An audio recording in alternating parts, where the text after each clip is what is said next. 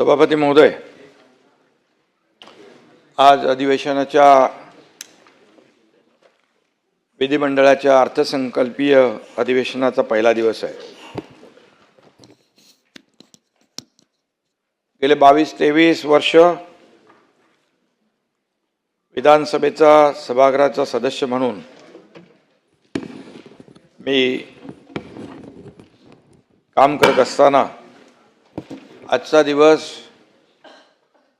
माझ्यासाठीच नाही तर सर्वांसाठीच प्रचंड दुःखाचा दिवस आहे। आपल्याच एका सहकार्याच्या श्रद्धांजली सभेत बोलण्याची वेळ येणं यासारखं दुसरं दुर्दैवी काहीच असू शकत नाही। आणि त्यातही तो सहकारी अजितदादांसारखा उमदा स्पष्टवक्ता राजकारणी असेल तर सगळ्यांनाच खचून जायला होतं, ही वस्तुस्थिती आहे। अजितदादा आपल्यातून जाऊन आता जवळजवळ 1 महिना होईल, पण अजितदादांची आठवण आल्याशिवाय एकही दिवस जात नाही, ही वस्तुस्थिती आहे। दादांच्या जाण्याने निर्माण झालेली पोकळी कधीच भरून निघणार नाही। मी सर्वप्रथम अजितदादा पवार यांना भावपूर्ण श्रद्धांजली अर्पण करतो। खरं म्हणजे आपल्या सगळ्यांनाच पावलोपावली अजितदादांची उणीव भासते आहे। कालच्या पत्रकार परिषदेत अजितदादा नव्हते। आज छत्रपती शिवाजी महाराजांच्या पुतळ्यास आम्ही अभिवादन केलं, पुष्पहार घालून नतमस्तक झालो, तिथेही दादा नव्हते। शिवनेरीवर शिवजयंती साजरी करायला गेलो, तिथेही दादा नव्हते। आताही बाजूला बसलेले दादा नाहीत। दादा आपल्यासोबत नाहीत हे अजूनही मनाला पटण्यासारखं नाही, ही वस्तुस्थिती आहे। सगळं काही व्यवस्थित सुरू होतं, निवडणुकाही संपत आल्या होत्या। नव्या वर्षात राज्याच्या विकासाला, लोकांच्या कल्याणाला नवा वेग द्यायचा निर्धार आम्ही तिघांनी केला होता। पण 28 जानेवारीचा तो काळा दिवस उजाडला आणि सकाळी अपघाताची बातमी धडकली। टीव्हीवर ती दृश्य बघितली आणि सगळ्यांचाच मनाचा थरकाप उडाला। दादांवर प्रेम करणाऱ्यांवर आभाळा एवढं दुःख कोसळलं। कितीतरी वेळा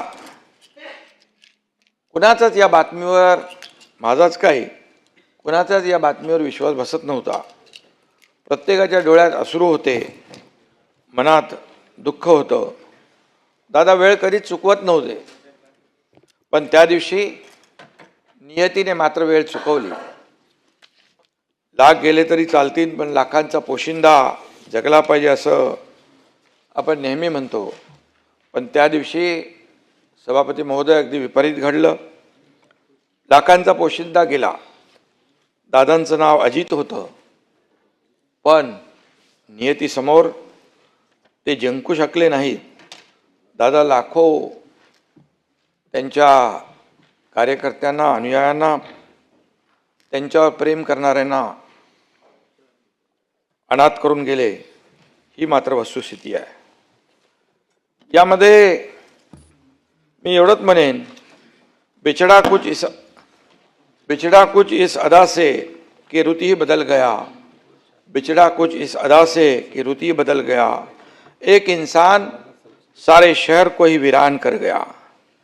या दुर्घटनेनं पवार कुटुंबियांवर काळाने घाला घातला। दुःखाचा डोंगर कोसळणं म्हणजे काय असतं हे मी स्वतः देखील अनुभवलंय। माझी 2 मुलं अपघातात मी गमावली, त्यावेळी मी दुःख पाहिलंय। त्यामुळे सुनेत्राताई, पार्थ, जय आणि एकूणच पवार कुटुंबियांच्या दुःखाची आपण सगळेच कल्पना करू शकतो।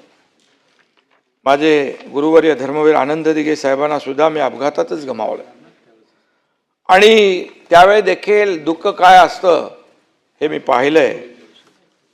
साहेबांवर प्रेम करणाऱ्या लाखो लोकांची काय अवस्था झाली तेही पाहिले, कारण तेही अचानक निघून गेले. त्यामुळे दादांवर अतोनात प्रेम करणाऱ्या लोकांची वेदना आपण जाणतो. आजही सभागृहातल्या अनेकांच्या डोळ्यात अश्रू आहेत, दुःख आहे. हे दुःख पचवणं दादा आपल्यात नाहीत हे मान्य करणं अवघड नाही तर अशक्य आहे. आपल्या राज्यानं एक अत्यंत कर्तृत्ववान नेता गमावलाय. शब्द आणि वेळेला किंमत देणारा नेता गमावलाय. एक खंबीर निर्भीड लोकनेता गमावलाय. राजकारणातला दादा माणूस गमावलाय.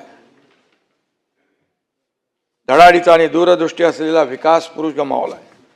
मी आणि देवेंद्रजींनी एक दिलदार मित्र गमावलाय.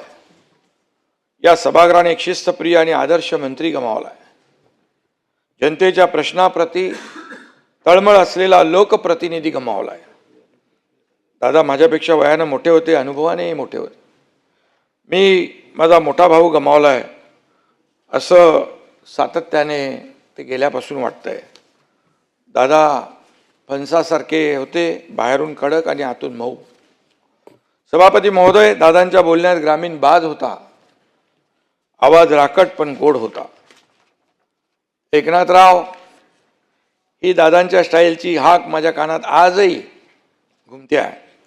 सभागृह असो, पत्रकार परिषद असो, कार्यक्रम असो, कॅबिनेट असो, अधिवेशन असो, प्रत्येक वेळी दादांची आठवण आपल्या प्रत्येकाला येत राहणार.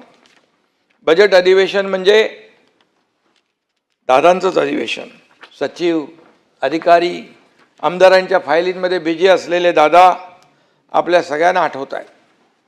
आणि त्यावेळी त्यांची जी काय तगमग असायची ती आपण पाहिलेली आहे. आणि इथं खरं म्हणजे खालच्या सभागृहात जयंतरावांनी 10 वेळा, सुशीलकुमार शिंदेनी 9 वेळा अर्थसंकल्प सादर केला. दादांनी या दोघांचा रेकॉर्ड मोडून 11 वेळा अर्थसंकल्प सादर केला. दादा खऱ्या अर्थाने विक्रमवीर ठरत होते, परंतु ते नियतीला मंजूर नव्हतं आणि नियती अत्यंत क्रूर आहे. तिच्यासमोर आपण सगळे हतबल असतो. हे कटू सत्य पुन्हा आपल्याला पचवावं लागतंय. मी मुख्यमंत्री झाल्यानंतर माझा आणि दादांचा जवळून संबंध आला, कारण ते कॅबिनेटमध्ये उपमुख्यमंत्री आणि अर्थमंत्री होते. पूर्वीच्या महाआघाडी सरकारमध्ये काम करताना आम्ही दोघं एकत्र काम केलेलं आहे. आणि त्याच्यानंतर काही प्रस्ताव थांबले, त्याला सुधारित मान्यता देखील दिल्या, कामांचा निधी वाढवला. असे प्रस्ताव कॅबिनेटमध्ये आल्यानंतर दादा अधिकाऱ्यांना सांगायचे, आता निधीची तरतूद करतोय, पण प्रकल्प वेळेत पूर्ण झाला पाहिजे. हे आवर्जून सांगणारे दादा मी पाहिलेत. अजितदादा प्रचंड अभ्यासू होते. प्रशासनावर त्यांची मजबूत पकड होती, मांड होती. एखादी नवी योजना आली की ती फिजिबल आहे का, त्याचा लोकांना किती फायदा होईल याचा दादा बारीक अभ्यास करायचे. दादांनी हातात फाईल घेतली की अक्षरशः काही सेकंदात त्याची नजर कागदावरून स्कॅन व्हायची. त्यात काय कमी जास्त आहे ते ओळखायचे आणि चुका असतील तर त्या काढून सेक्रेटरीना सांगायचे देखील. सहकार, कृषी, जलसंपदा, ऊर्जा, पायाभूत सुविधा अशा महत्त्वपूर्ण विषयांमध्ये त्यांचा सखोल अभ्यास होता. बैठकीत साधा कागदाचा कपटाही खाली पडला तो चालायचा नाही, त्यांना चालायचं नाही. स्वच्छता आणि टापटीप ही दादांकडून शिकण्यासारखी गोष्ट आहे. नैसर्गिक संकट असो किंवा राजकीय, दादांना कधी निराश झालेलं पाहिलं नाही. दादा कधीच नकारात्मक बोलायचे नाहीत, कायम पॉझिटिव्हच राहायचे आणि प्रॅक्टिकल राहायचे. कोविडमध्ये मंत्रालयातून नियंत्रण करणारे दादा डोळ्यासमोर उभे राहतात. गेले 25-30 वर्ष मी आणि अजितदादा आम्ही दोघंही राजकारणात आहोत.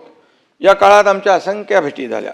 शेकडो बैठकांमध्ये एकत्रही आम्ही होतो, एकत्र कामही केलं, अनेक सभाही एकत्र केल्या. त्यातल्या अनेक घटना, किस्से, प्रसंग सारखे डोळ्यासमोर येत असतात. त्यातल्या 2-4 घटना प्रामुख्याने आठवतात.